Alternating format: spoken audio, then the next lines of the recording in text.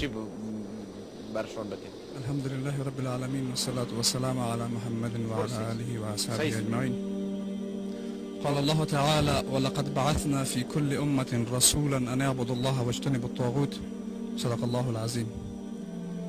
به نظر من دوستایی که در اینجا بحث کردن در مورد آقا صاحب همه به اتفاق بودن که عملکرد از اون موافق با شریعت الهی نیست و همه با این سازگاری داشتن.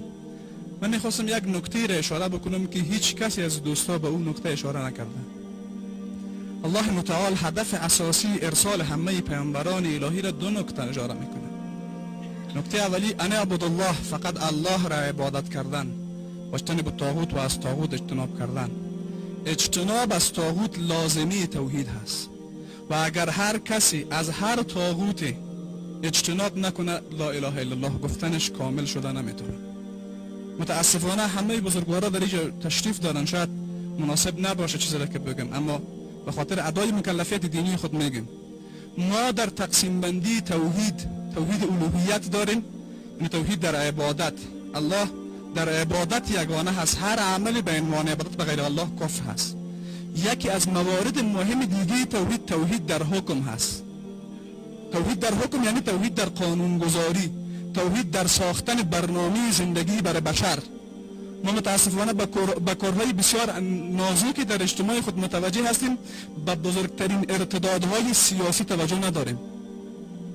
ما برنامه های غیر دینی را عملا به عنوان روش زندگی خود قبول کردیم، حکمش نمیدانیم چی هست. هر روز از طریق هر رسانه ما میشنویم که دموکراسی کرد.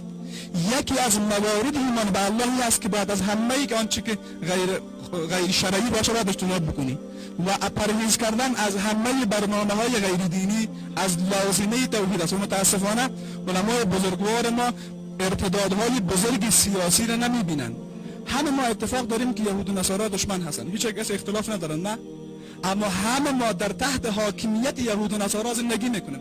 من خودم این اموال همیشه هستم اگر یک عسکر امریکایی بیاید هر کدام از ما شما را بر زندانی بکنه، کسی جرأت داره بر چیزی بگه؟ پذیرفتن حاکمیت یک صلیبی در کجا شریعت جایز است؟ ما اصلا از انگیزه‌ای که ما وادار کرد که دیگه بعد بیایم بود که علمای بزرگوار ما دیروز میگفتن ما از دولت تقاضا داریم که در مقابل این نفر اقدام بکنه. اول بیایم عملکردهای کوچک و بزرگ دولت را ببینیم که اگر کوچکترین سازگاری با دین داشت باز ما از دولت تقاضا بکنیم که کار باید بکنه. اصلا این تعامل کنونی که با صلیبی ها دارین، با مسیحی ها دارن، امینا در کجای دین جایز هست؟ چرا ما با آیات قرآن کریم توجه نمیکنیم؟ قرآن کریم میفرماید در آیات 100 سوره آل عمران خدا میفرماید یا ایها الذین آمنوا ان تطیعوا فریقا من الذین اوتوا الکتاب یردوکم بعد ایمانکم کافرین. ای کسانی که ایمان آوردین اگر شما از گروهی از اهل کتاب پیروی بکنین بعد از ایمان آوردن شما را مرتد میکنن. کسی میتونه این آیات توجیه بکنه؟ در آیات 169 سوره آل عمران باز میفرماید یا ایها الذین آمنوا ان تطیعوا الذین کفروا یردوکم علی اعقابکم فتنقلبوا خاسرین.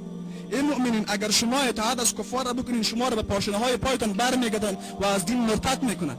ما با خیلی وضاحت در موالات کامل و در اطاعت کامل از کفر قرار داریم. چرا علمای بزرگ چیز نمیگن؟ در کجای دین جایز هست که ما در تحت حاکمیت صلیبی ها زندگی بکنیم و باز بیایم خود مدافع دین جلوه بدیم، هر کدوم ما گردن خود بیشتر در اثر بکنیم که ما اصل حقیقت دین درک کردیم؟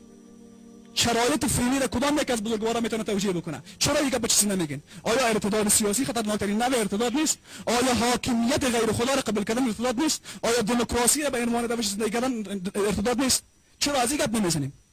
و این از حقایقی هست که همه علمای بزرگواری که دیگه هستن و هر کسی دیگه هم که صاحب بشه میگن ما برشون دعوت میکنیم که وقتی ما دایه دین رو میگیم، دین به خاطر همه اختلافات ما برای ما قاعده میده. فان تنازعتم فی شیء فردوه الی الله و رسول ان کنتم تؤمنون بالله والیوم الاخر. هرگاه در هر مبحث اختلاف دارین به الله و پیامبر رجوع بکنید، به کتاب خدا و سنت پیامبر صلی الله علیه و سلم رجوع بکنید و این اساس دینی هست. و این همه بدبختی های جامعه ما که هست، اگر یکی از علما کوچکترین توجیه به این پیدا کرده بتونه بازگپشون درست و متاسفانه ما اصلا توجهی به این مباحث نداریم. به نظر من مسئولیت بیان همین حقایق به عهده کی هست؟ به عهده علمای بزرگوار هستن. و کدام از اینا کدام اشاره کوچکی به این مباحث کردن؟ در کجای دین می جواز داره؟ در دیگه مباحث اختلاف دارین. در همیشه کی اختلاف داره که یهود و نصارا دشمن اسلام هست و تا آخرین مرحله به خاطر از بین بردن دین مبارزه میکنه. سپاس. بله سپاس مسلمیار صاحب، از شما یک جان